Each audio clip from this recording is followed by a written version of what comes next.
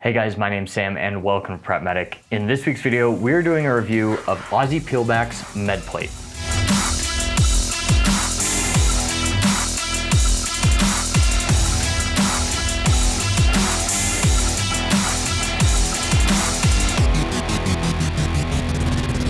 Aussie Peelback is a small company based out of Canada that is run by two Canadian veterans. So these two guys determined that the IFAKs that they were issued while they were in the military were too bulky, took up too much space and real estate on their plate carriers, and they decided to create the M.E.D Plate. So the M.E.D Plate is a very thin, minimalist plate in the shape of a ballistic plate that is basically wrapped with a bunch of loop on the front and the back. And the concept behind this is that you can take medical gear, place some adhesive strips on the back of it, put it on here, and then this slides in under your ballistic plate in your vest, allowing you to keep the real estate on the outside of your vest free of medical supplies that are relatively bulky and give you the ability to carry a full IFAK load without really even knowing you have it on. So in front of you, I have two different products that they make. The first one is their M.E.D Plate 1.0. So you can see on this is a plastic plate. It's relatively pliable, pretty sturdy. I'm not super worried about breaking it. It is wrapped with 5 different loop adhesive strips here that you can adhere things to, and then on the back it has their logo and then 2 adhesive strips here, which we'll talk about their functionality in a second. So this one is the 1.0 plate, and it does have this pull cord. It's just paracord with some beads on the end and a red cross, so that when this is hanging down below, you can tell this is a medical piece of equipment.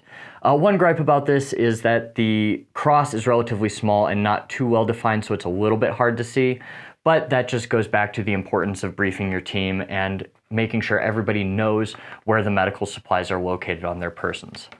Now, the other one I have in front of you, I've actually stocked this one up, but this one is their 2.0 plate, and instead of the paracord, this has just a strap here that's a little bit easier to pull. This is actually their second generation of it. One thing I really like about this company is they sent me one of their prototypes of this, and when I went to pull it out of the plate carrier while I was testing it, it actually broke the bottom of it off. And they re-engineered the entire thing pretty much overnight, did a ton of testing, and now this strap is rated to over 500 pounds.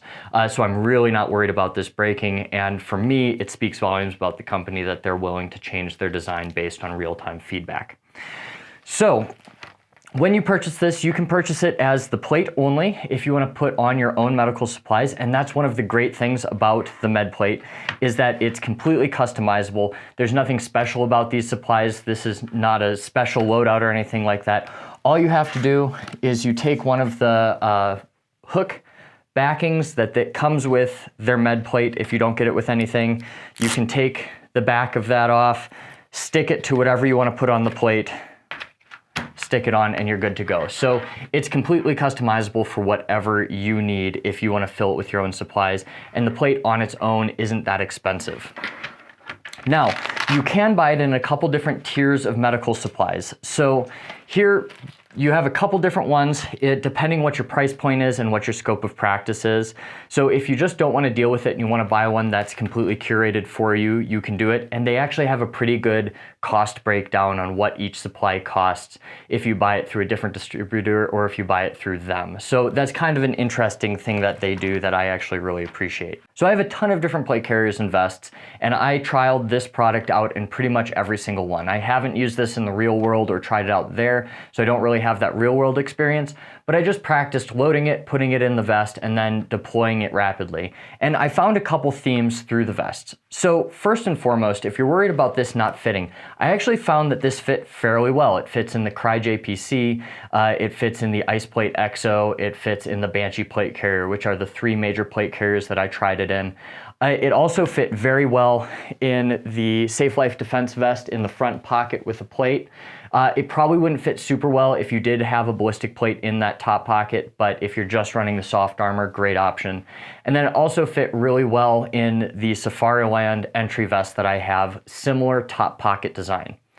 All in all, I'd probably recommend it in a top pocket loading system, although it kind of defeats the purpose of having the pull tab down here to do a rapid deployment. I found that it just fit a little bit more securely. It was easier to get out, and you didn't have some of the issues that we'll talk about a little bit down the line. Now, in the other plate carriers, it was a little bit of a squeeze, but you put this behind the plate, it actually conforms very well. You put it on, you can notice it, but it is not uncomfortable and it's not super bulky. So if you are looking to get some of the really bulky items off the front of your vest, some of the bulky medical items, this might be a good option for you.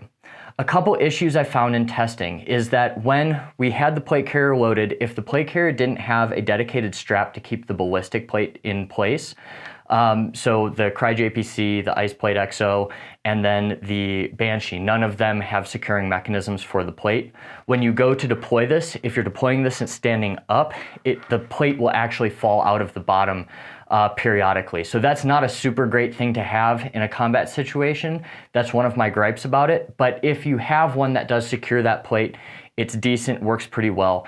And then also, if you're using this as a truly individual first aid kit, so it's something that's going to be used on you by somebody else or yourself, and you're in the supine position, then this will come right out, works very well for somebody to pull it out. If you're down a casualty, you're laying on your back, your armor does not fall out, and it's pretty easy to deploy. Now, all of that being said, this form factor does not just lend itself for tactical use. They do make the ice plate skin, which is just a neoprene cover with a hook loop closure at the top, and you can take your ice plate, put it in here, and that just keeps everything protected. If you're putting it in your plate carrier, you don't want to use this because this adds bulk, and the plate carrier itself acts as that kind of protective outer shell for your supplies. But let's say you want to put this behind a car seat, is where I think this shines, is that little documents pocket behind most seats. You can slide this in there, you won't even know it's there, and the pocket's actually still usable because of its slim form factor. Or if you have one of the Vertex packs, which I have back here, you can slide this into the laptop compartment and it actually fits really well. Or you can even put it in the concealed handgun compartment if you're not carrying in there. Also fits very well with a really low profile if you don't want to take up some of the MOLLE space on the front or take up the storage capacity of the backpack. You know, as you can see on this one, I have this loaded up with pretty much everything you'd have on a normal IFAK with one exception. So here I've got the Olays dressing, which is a great multi-purpose dressing. I actually have a comparison between this and the North American Rescue gauze way earlier in my channel. I've got some combat gauze for packing wounds, which is basically quick clot. I've got chest seals, a survival blanket for keeping a casualty warm, a nasopharyngeal airway, and then a triangular bandage for slings, swaths, bandanas, or even just a pressure bandage if you need an extra one. And that all fits really well on this plate. Now, you're thinking right now, well, there's no tourniquet. Like Sam, you always have a tourniquet in your kit. And that's for a very good reason. And Med Plate will tell you, they'll be the first to tell you, that you really don't want your tourniquet on this plate because that's inside your kit. That's something you're gonna be using in care under fire. And that should be on the outside of your plate carrier, somewhere that's easily accessible, that you don't have to go for everything in this. This is more for your secondary care. This is once you've gotten them to a relatively safe location, you can start working on them, use the Med Plate. But in the care under fire, we want really, really easy access to the tourniquet itself. All in all, guys, I think this is a creative design. I don't think this is something that a medic should be really running just because it is a little bit harder to access, especially while you're standing up. Pulling out is a little bit of a challenge without dropping the plate if you don't have something dedicated to secure it.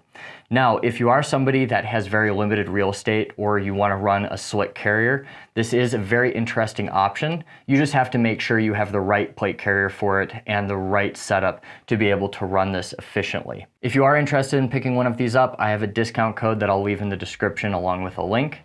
If you have any questions, please leave them in the comments down below, and I will see you next week.